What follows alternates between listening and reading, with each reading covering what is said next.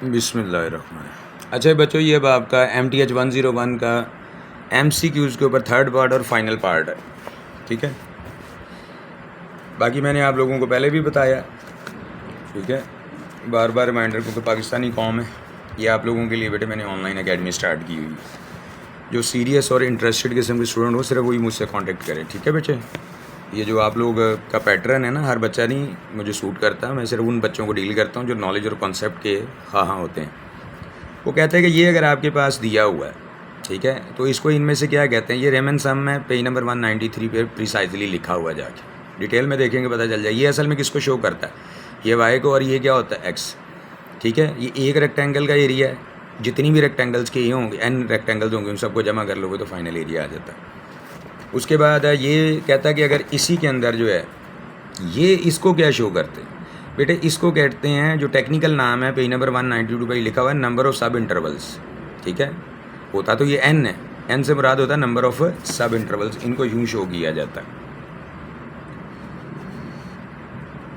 जिसको आप लोग विड्थ नहीं कहते हो, चौड़ाई जिसको कह देते हो। और एफ ऑफ एक्स असल में होता है लंबाई।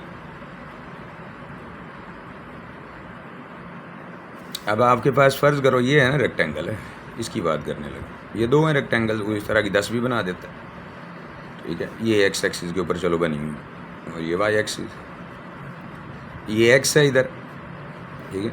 ये 0 से चलो स्टार्ट हो रही है, ये पहली रेक्टेंगल है, ये दूसरी, तो इसकी कोई चौड़ाई भी तो होगी ना। उसको वो ये शो करता है डेल्टा एक्स से। होता ये क्या है, ये बेसिकली इसका फार्मूला b-a/n होता है।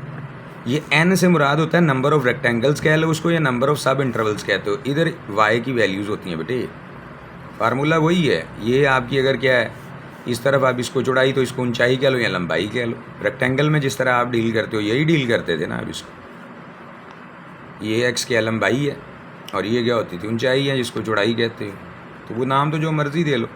तो बहरहाल इसके अंदर ये जो एफ ऑफ एक्स है, ये y होता है, जिसको आप क्या कहोगे, अगर इसको लंबाई तो उसको चौड़ाई कह लोगे, ठीक है।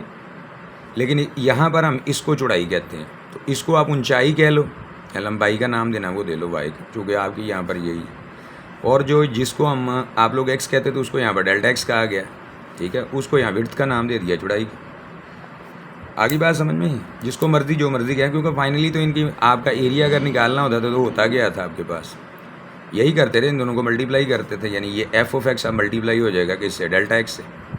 तो ये ए का आएगा ना। तो अगर इस तरह की कितनी आपके पास रेक्टेंगल बनी हुई हैं, फ़र्ज़ कर लो कि ये आपके पास n बनी हुई हैं, ये चल रही हैं n तक। यहाँ पर आखिरी वैल्यू b होती है, ये इनिशियल वैल्यू, चलो a ले लो, इसको होगी बात क्लियर। तो फिर उसके लिए वो कहता है कि अगर आपने इसका एरिया निकालना, जिसको रेमन ने कहा था, तो वो ये कहता है कि आप इसको सम कर दो बस। एक तो ये है समेशन का, ये डिस्क्रीट का पैटर्न है। फिर वो उसमें भी आएगा इंटीग्रेशन के अंदर भी, वो भी बता दूंगा वो क्या कहता है। आगे बात समझ। यहाँ वो लिखता है कि k की वैल्यू स्टार्ट होती 1 से लेकर तो n तक होती है, ठीक है। यहाँ वो k लिख देता साथ साथ, और कुछ भी नहीं है, ठीक है। ये समेशन है, इसको बाद में इंटीग्रेशन का भी नाम आता है, वो भी बताऊँगा। तो ये सारी चीज़ें आपकी क्लियर हो गई हैं। ये गलत आंसर दिया हुआ ये बेटे, ये कोई किसी आइंस्टाइन ने नहीं बनाए हुए, ये आपके पास पेपर्स जो हैं, ठीक है। कंप्यूटर के ऊपर कंपोजिंग, और जिन्होंने किया होता है मोस्टली वो भी स्टूडेंट्स होते हैं, ठीक है। जो टीचर्स हैं वो तो फिर इन चीज़ों का ख्याल रखते हैं ना, यूट्यूब के ऊपर छोटी से छोटी चीज़ का भी। अब आपके पास ये चीज़ दी हुई है, ये है क्या, ये पेज नंबर 218 और 219 निकालेंगे, ठीक है। तो उसमें आपको प्रिसाइजली क्लियर हो जाएगा। ये बेसिकली y के फंक्शंस होते हैं, एक w होता है, एक v होता है। y के फंक्शंस के जो होती हैं, y की वैल्यू जो अगेंस्ट फिर x की लंबाइयाँ देखी जाती हैं, जो बड़ा फंक्शन उसमें से छोटे को माइनस कर दिया जाता है, और ये c और d होता है।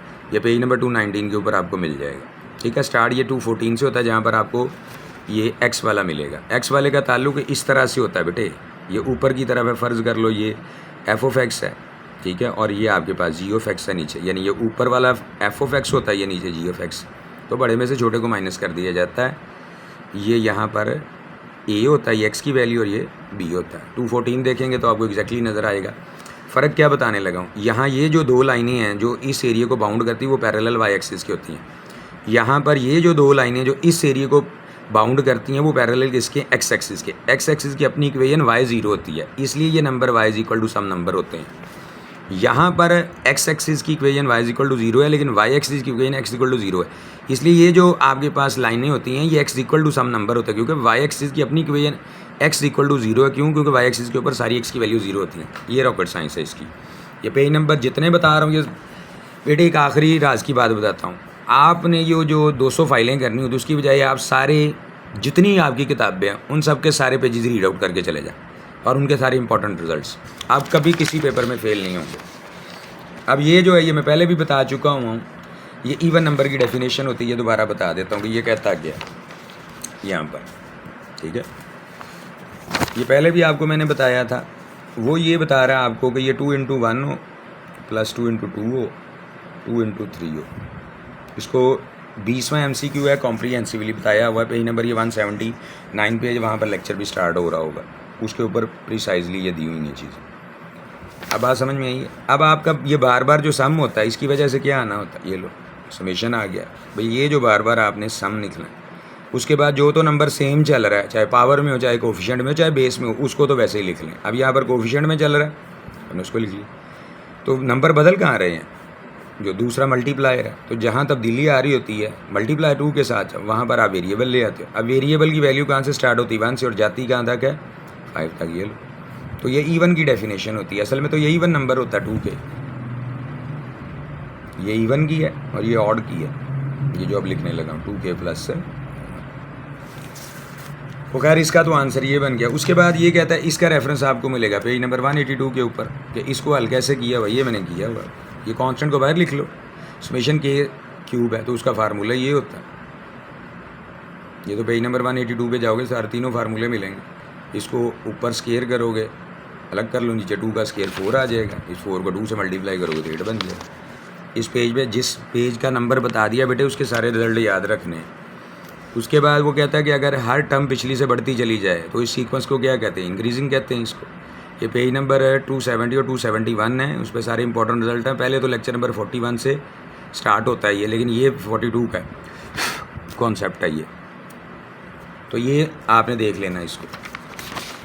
इसके बाद वो ये कहता है कि अगर हर टर्म जो है पिछली से छोटी हो जाए और बराबर भी हो, तो इसका नाम होता है नॉन इंक्रीजिंग, इसको कहते हैं। ये पेज नंबर 270 271 पे सारे रिजल्ट आपको मिलेंगे। अगर ये केस आ जाता है कि किसी टर्म में से पिछला नंबर माइनस करें, आंसर पॉजिटिव आए, तो वो इंक्रीजिंग की डेफिनेशन। इंक्रीजिंग की एक तो शक्ल ये है ना, इसके 3-4 तरीके होते हैं एक ही चीज़ को चेक करने के। एक ही टर्म्स बढ़ती हैं, दूसरा इसको कहते हैं डिफरेंस टेस्ट, ठीक है। फिर एक रेशो टेस्ट आ जाएगा डिवाइड करने के बाद। आगे बात समझ में भाई, जिस तरह ये नंबर है, आप किसी भी नंबर में से पिछले को माइनस कर 2 आएगा तो वो पॉजिटिव आएगा, तो वो इंक्रीजिंग की होती है। मसलन आप इसको n+1 ले लो, n+1 का मतलब अगर n की वैल्यू 3 लोगे, 3 + 1 तो ये 4th टर्म बनेगी। तो अगर n यहाँ 3 पुट गो, ये 3rd बनेगी। तो 8 में से 6 माइनस करोगे 2 आएगा, तब भी वो पॉजिटिव ही है। इसके बाद वो कहता है कि इसी चीज़ को तीसरे तरीके से बयान करता है कि अगर किसी टर्म को पिछली पे डिवाइड करो और आंसर 1 से बड़ा है, तो भी वो इंक्रीजिंग होता है। जिस तरह ये आप 6 को 4 पे कर लो या 8 को 6 पे करोगे, तो आंसर तो 1.5, ये इसी पे रेफरेंस दिया हुआ है। अगर वो कहता है बराबर भी आए और ये भी आए, तो ये नॉन डिक्रीजिंग होता है बेटे, ठीक है। जिस तरह ये था आपके पास, ये क्या था, ये तो नॉन इंक्रीजिंग का केस आ गया ना, ठीक है। ये नॉन डिक्रीजिंग का केस होता है। ये बड़ी इंपॉर्टेंट है बात, आपने अभी आपको दिखा देता हूँ ये सारी चीज़ें। अब आप ये देख लें, यहाँ से ये स्टार्ट होते हैं। ये मोनोटोन है, स्ट्रिक्टली मोनोटोन है, ठीक है। जो तो ये उसने लिखा हुआ है, जो तो सिर्फ इंक्रीजिंग हो या डिक्रीजिंग, उसे कहते हैं स्ट्रिक्टली मोनोटोन। जो नॉन डिक्रीजिंग या नॉन इंक्रीजिंग, उसका नाम मोनोटोन होता है। ये इसकी एग्जांपल्स भी उसने दी हुई हैं। यहाँ से आगे फिर इसके ये रेशो टेस्ट, ये है टेस्ट, ये देख, ये सारे के सारे टेस्ट मौजूद हैं इसमें। अब आपका जो अभी क्वेश्चन आया वो तो ये है, तो आप इसमें देख लो ये कौन सा बनता है। अगर ग्रेटर दैन इक्वल टू 1 है तो ये बनेगा कौन सा, यही बनेगा ना। ग्रेटर दैन इक्वल टू 1 तो क्या लिखा हुआ, नॉन डिक्रीजिंग लिखा हुआ, ये आपको बता रहा हूँ, ठीक है। इसलिए मैंने टिक किया। ये बेटे ये फाइलों को होशवाश में करना है, उससे बेहतर है कि आप उसके सिर्फ ये रेफरेंस नंबर का क्या मतलब है कि ये सारे इंपॉर्टेंट पेजेस हैं जिसमें से करना। अब ये तीसरा आता है, ये इसको कहते हैं डेरिवेटिव टेस्ट होता है। अगर तो फर्स्ट डेरिवेटिव पॉजिटिव है तो इंक्रीजिंग, अगर लेस दैन 0 नेगेटिव आता है तो डिक्रीजिंग है, अगर लेस दैन इक्वल टू 0 होता है तो इसे कहते हैं नॉन डिक्रीजिंग, और अगर ग्रेटर दैन इक्वल टू 0 होता है तो नॉन इंक्रीजिंग है। फिर आता है ये चीज़, आपको सीरीज़ दी है, ज्योमेट्रिक सीरीज़ है, फर्स्ट ईयर में आपने पढ़ी होगी। अगर ये आर मॉड लेस दैन 1 हो तो ये कन्वर्ज करती, लेकिन अगर आर मॉड ग्रेटर दैन या इक्वल टू 1 हो जाए तो ये डाइवर्ज करेगी। फार्मूला इसका ये होता है, ये रेफरेंस पेजेस है, ये आगे आ भी गया इसका, डाइवर्ज करेगी। और अगर ये वैसे ज़ीरो हो जाए तो फिर इसकी इन्फॉर्मेशन ही कोई नहीं होती। अगर आर की वैल्यू ज़ीरो हो तो सीरीज़ ही नहीं होगी ना। अब ये बड़ा टेक्निकल सा क्वेश्चन है, ये पेज नंबर लाजमी देखें, इसमें बहुत ज़्यादा इंपॉर्टेंट MCQs आपके पास आते हैं इन पेजेस। इसका आंसर है कन्वर्ज कंडीशनली करता है। उसकी वजह वो कहता है ये जो होती है, if the series converges but the series this does not converge, then ये क्या होगा। ठीक है, उसने कहा जी कि ये कन्वर्ज करती कंडीशनली। अब उसकी रीज़न देखना ज़रा। वो कहता है ये कन्वर्ज नहीं करती, जब इसमें से मॉड हटा लिया जाता है तो कन्वर्ज करती है।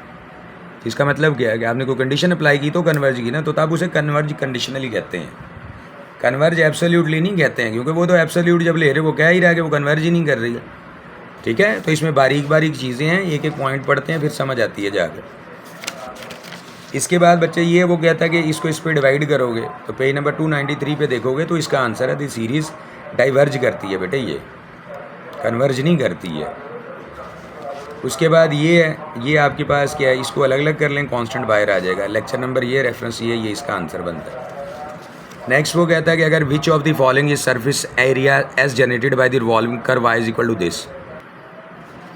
तो ये इसका पेजेस नंबर है 37 लेक्चर 6 का, ये है 7 का, ये इसका प्रीसाइजली 243 पे आपको फार्मूला बन जाएगा जी सरफेस एरिया का जो होता है कर्व का।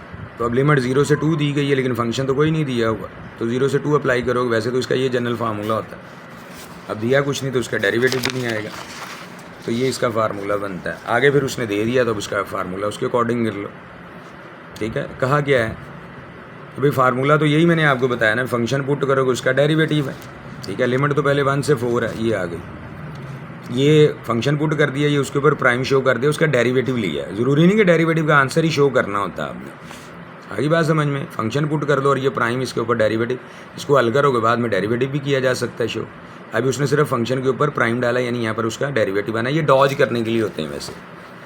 इसके बाद आता है which of the following is work done if an object moves in positive direction along the coordinate line while subject to force f of x in the direction of motion over an interval 0 to 3। पहली बात ये है कि ये variable force है, तो उसका तो फार्मूला ये होता है। ये पेज नंबर 247 पे है, लेक्चर नंबर 38 में ये स्टार्ट होता है लेक्चर का 240।